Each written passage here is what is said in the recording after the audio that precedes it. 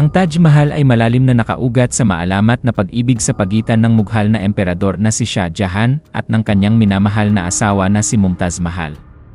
Ipinanganak bilang Arjuman Banu Begum, si Mumtaz ay ang paboritong asawa at kaluluwa ni Shah Jahan. Nagsimula ang kanilang kwento ng pag-ibig noong 1607 nang makita ni Prinsip Khurram ang 15 taong gulang na si Arjuman sa isang pamilihan at agad siyang umibig. Nagpakasal sila noong 1612 at si Mumtaz ay naging isang pinagkakatiwalaang kasama at tagapayo ni Shah Jahan, pati na rin ang pagsama sa kanya sa mga kampanya militar. Namatay ng trahedya si Mumtaz Mahal noong 1631 habang ipinapanganak ang kanilang ika-14 na anak na labis na ikinabigo ni Shah Jahan. Sa kanyang huling sandali, nangako siyang hindi na muling magpapakasal at nangakong magtatayo ng isang makam para gawing walang hanggan ang kanilang pag-ibig. Ang pangakong ito ang nagbigay daan sa paglikha ng Taj Mahal, na nilayon bilang isang makam na kahalintulad ng langit na tahanan ni Mumtaz. Nagsimula ang konstruksyon noong mga 1632 at tumagal ng humigit kumulang 22 na taon, kung saan lumahok ang mahigit 20,000 na mga artisan mula sa India, Persya, Imperyong Ottoman, at Europa. Ang punong arkitekto ay malamang si Ustad Ahmad Lahouri. Ang kompleks ay binubuo ng pangunahing makam, 4 na minarete, isang moske, isang bahay pang bisita, at malawak na mga hardin na lahat ay dinisenyo bilang isang pinag-isang unit na sumusunod sa mga prinsipyo ng arkitekturang mughal.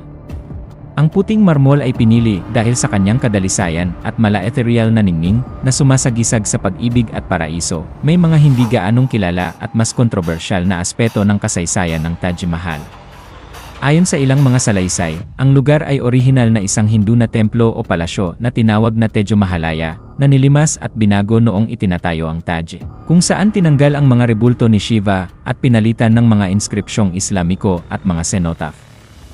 Ang kwentong ito ay nananatiling pinagdedebatehan ng mga historiador. Si Shah Jahan mismo ay ikinulong ng kanyang anak na si Aurangzeb noong 1658 at ginugol ang kanyang mga huling taon sa Agra Fort, kung saan maaari niyang tanawin ang Taj Mahal mula sa malayo. Isang tanyag ngunit pinagtatalunang alamat ang nagsasabing plano niyang magtayo ng isang makam na gawa sa itim na marmol sa kabilang ilog para sa kanyang sarili, na magiging salamin ng Taj Mahal, ngunit ito ay itinanggi ng ilang mga iskolar. Arkitekturang harmonya at simetriya, kilala ang Taj Mahal sa kanyang perpektong bilateral na simetriya sa kahabaan ng isang sentrong axis, kung saan ang makam, mga minarete, mga hardin, at mga karagdagang gusali ay inayos sa isang balanseng, harmonyosong disenyo. Ang simetriyang ito ay lumilikha ng isang nakamamanghang at payapang komposisyon na kaakit-akit sa paningin, na tangi ang Taj Mahal sa pagsasama-sama ng mga tradisyong arkitekturang Persyano, Islamiko, at Indiano, na nagpapakita ng kahusayan ng arkitekturang mughal. Ang paggamit ng puting marmol na may masalimuot na pietra dura na inlay ng mga semi-presyosong bato ay bumubuo ng mga napakagandang disenyo ng mga bulaklak at kaligrapiya na nagbibigay ng kayamanan at lalim sa estruktura. Iconic na dome at mga minarete, ang malaking dome na hugis sibuyas sa gitna, na may 4 na mas maliliit na dome chhatris sa paligid, ay sumisimbolo sa paglipat mula sa makamundong mundo patungo sa banal na kaharian. Ang 4 na manipis na minarete sa mga kanto ay bahagyang nakatilt palabas, isang optical na ilusyon upang magmukhang perpektong patayo, at upang maprotektahan ang makam sakaling bumagsak ang mga ito, makabagong disenyo ng hardin. Ang mga hardin ng Taj Mahal ay sumusunod sa estilo ng Persian na charbagh, na hinati sa 4 na bahagi na sumasagisag sa mga ilog ng paraiso. Ang makam ay natatanging inilagay sa isang dulo ng hardin sa halip na nasa gitna, na nagpapalalim ng perspektibo at lalim sa mga tanawin ng monumento. Masalimuot na palamuti, ang harapang bahagi ng marmol ay pinapalamutyan ng mga maselang disenyo ng mga bulaklak, arabeske, at mga inskripsyong mula sa Quran, na lahat ay ginawa ng may kahanga-hangang katumpakan. Ang teknik na pietra dura ay kinabibilangan ng pag-inlay ng mga mamahaling bato tulad ng jasper at lapis lazuli, na lumilikha ng makulay na kaleidoskopyo laban sa puting marmol, simbolismo at emosyonal na lakas. Higit pa sa pisikal nitong kagandahan, ang Taj Mahal ay sumasagisag sa walang hanggang pag-ibig. Itinayo ni Emperador Shah Jahan bilang alaala sa kanyang minamahal na asawa na si Mumtaz Mahal. Ang disenyo nito ay naglalaman ng mga espiritual at emosyonal na kahulugan. Pinaghalo ang kagandahan ng mundo at banal na simbolismo, mga inobasyon sa arkitektura, Kilala rin ang Taj Mahal dahil sa kanyang nakataas na plataporma, oktagonal na silid ng makam, at ang paggamit ng liwanag at anino sa pamamagitan ng mga arko at dam, na nagpapalakas ng ritmo at dinamismo sa visual na anyo nito. Perpektong simetriya at balansing disenyo, ang buong kompleks ay dinisenyo ng may tumpak na bilateral na simetriya sa kahabaan ng isang sentrong axis, kabilang ang pangunahing makam, 4 na minarete, moske, bahay pangbisita, at mga hardin. Ang simetriyang ito ay lumilikha ng isang harmonyoso at balansing komposisyon na bihira sa mga monumental na arkitektura, natatanging pagkakalagay ng makam, hindi tulad ng mga tradisyonal na makam na karaniwang inilalagay sa gitna ng hardin. Ang makam ng Taj Mahal ay inilagay sa isang dulo ng hardin na charbagh. Ang makabagong ayos na ito ay nagbibigay ng lalim at perspektibo na nagpapalakas sa karilagan ng monumento kapag tinitingnan mula sa pasukan. Pagsasanib ng arkitekturang estilo, pinagsasama ng Taj Mahal ang mga estilo ng arkitekturang Persiano, Islamiko, at Indiano. Ang puting marmol na estruktura nito ay may masalimuot na pietra dura na inlay na gawa sa mga semi-presyosong bato na bumubuo ng mga disenyo ng bulaklak at kaligrafiya. Ang mga arko ay matulis, na karaniwan sa arkitekturang Islamiko, habang ang mga dam at chatris ay nagpapakita ng impluensyang Indiano at Persiano. Dam na hugis sibuyas at mga chatris, ang gitnang dam ay isang malaking, bilugang onion dam na may gintong palamuti sa tuktok at disenyo ng lotus, na sumasagisag sa kadalisayan at kabanalan.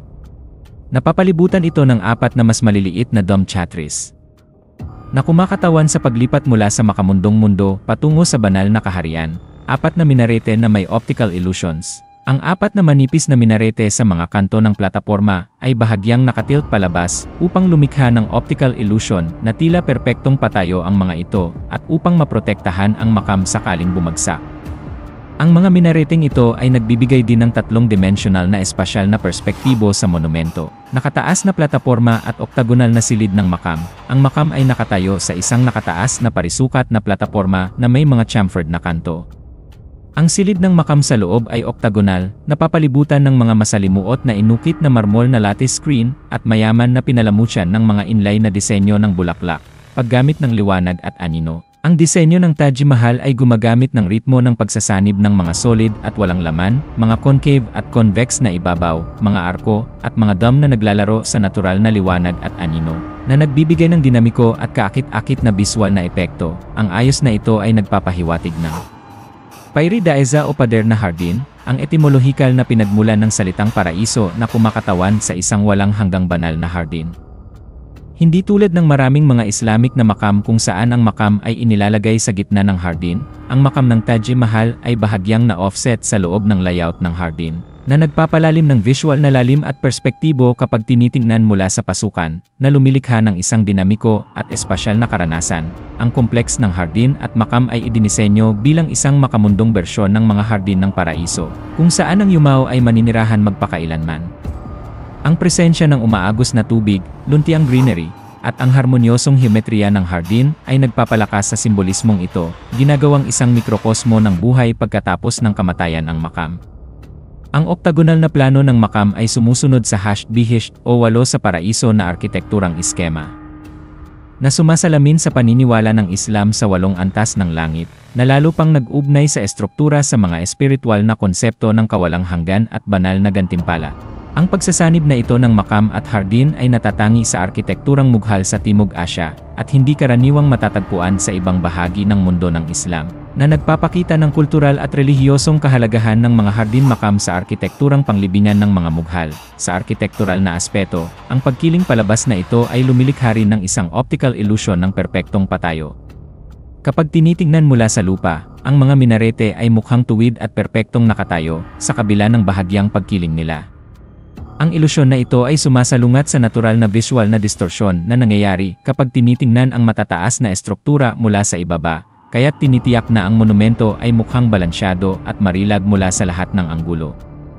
Ang teknik na ito ay kahalintulad ng mga klasikong arkitekturang optical refinements, tulad ng mga kolum ng Parthenon na nakatilt papasok o ang entasis o bahagyang paglobo ng mga kolum, na idinisenyo upang malampasan ang mga visual na distorsyon at mapahusay ang nakikitang perpeksyon at harmonya sa pamamagitan ng pagmanipula ng perspektibo at ng paningin ng tao. Ang mga nakatilt na minarete ay nag-aambag sa pakiramdam ng karilagan, katatagan, at kagandahan ng Taj Mahal na ginagawang mas Harmonyoso at kapansin-pansin ang buong kompleks. Pagkiling palabas para sa optikal na perpeksyon, ang mga minarete ay sinadyang bahagyang nakatilt palabas na lumilikha ng optical illusion na nagpapakita sa kanila bilang perpektong patayo at tuwid kapag tiningnan mula sa antas ng lupa. Ang banayad na pagkiling na ito ay nagtutuwid sa natural na visual na distorsyon na dulot ng pagtitig pataas sa matataas na estruktura na nagpapahusay sa nakikitang taas at kagandahan ng mga ito, payat at matangkad na hugis. Ang mga minarete ay dinisenyo bilang matataas at payat na tor na may unti-unting pagnipis ng hugis na nagpapatingkad sa kanilang taas at humihila sa mata pataas na nag-aambag sa marilag na silweta ng monumento. Multi-tiered na estruktura na may mga balkonahe. Bawat minaret ay tumataas sa magkakaibang yugto, na kadalasang may mga nakalabas na balkonahe. Ang mga paghahating ito ay nagdadagdag ng ritmo at tekstura, na nagpapahati sa patayong linya at ginagawang mas dinamiko at masalimuot ang mga tor kapag tinitingnan mula sa malayo, mayamang palamuti sa itaas. Ang mga itaas na bahagi ng mga minarete ay may masaganang palamuti na may mga inukit na detalye at tinatapos ng maliliit na dome o finial. Ang magarang korona na ito ay nagpapalakas sa kanilang visual na kapansin-pansin at nagbibigay ng banayad na kontrast sa makinis na mga shaft ng marmol. Kontraste sa gitnang dam, pinapalibutan ng mga minarete ang gitnang dam, at ang kanilang patayong anyo ay kaiba sa bilugang hugis ng dam, na nagpapatingkad sa kabuuang karilagan at balanseng komposisyon ng monumento. Paggamit bilang mga visual na palatandaan, tradisyonal na nagsisilbing mga parola ang mga minarete na nakikita mula sa malayo, na nagmamarka sa relihiyoso at kultural na kahalagahan ng lugar. Ang kanilang taas at natatanging hugis ay tinitiyak na ang Taj Mahal ay namumukod tangi ng dramatiko laban sa kalangitan.